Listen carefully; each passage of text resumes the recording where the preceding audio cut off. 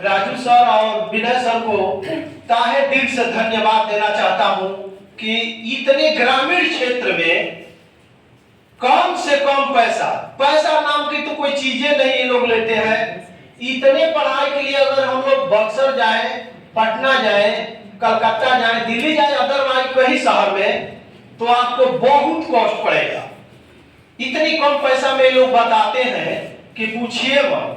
आप लोगों को और भी क्या सुविधा है। हमारा बच्चा 2 पढ़ा है, एक राज रोशन है, एक राज गौरव।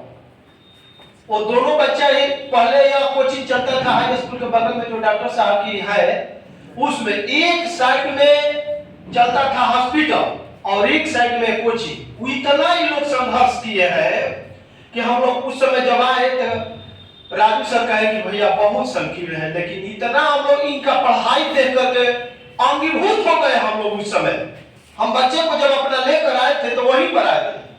इनसे हम लोगों को आधा घंटा हमारे और इनमें विवाद हुआ। विवाद क्या, पढ़ाई को लेकर डिस्कस हुआ। तो डिस्कस में जब हमको ये दबा दिए राजू सर, तब हम मान गए कि नहीं, ये लोग व्यवसाय करने के लिए नहीं है, ये लोग एक समर्पित भावना से आए हैं कि नहीं बच्चों को कुछ हम लोग दें।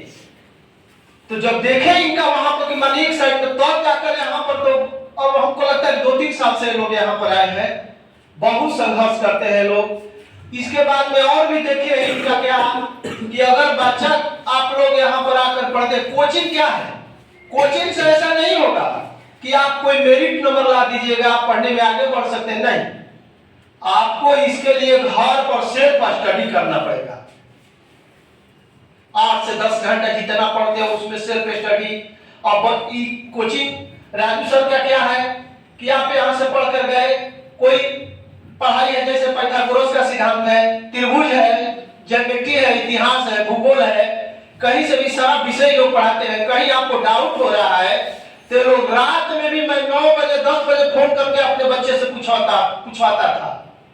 जब कहीं डाउट होता था इन लोगों को तो लोग रात में भी फोन करते थे, उठाते थे लोग सब। इसके लिए मैं धन्यवाद देना चाहूंगा ऐसे टीचर को, इनके माता पिता को, कि अब कहने लायक नहीं। रात में भी ये लोग बताते थे कि हाँ बाबू यहाँ पर बक्सर की लड़ाई में अगर लड़का फंस रहा है, त्रिभुज में फंस रहा है, नरेशन में फंस रहा है, एनीबॉडी कोई सब्जेक्ट, ये लोग बताते थे कि हाँ यहाँ पर ऐसे होगा।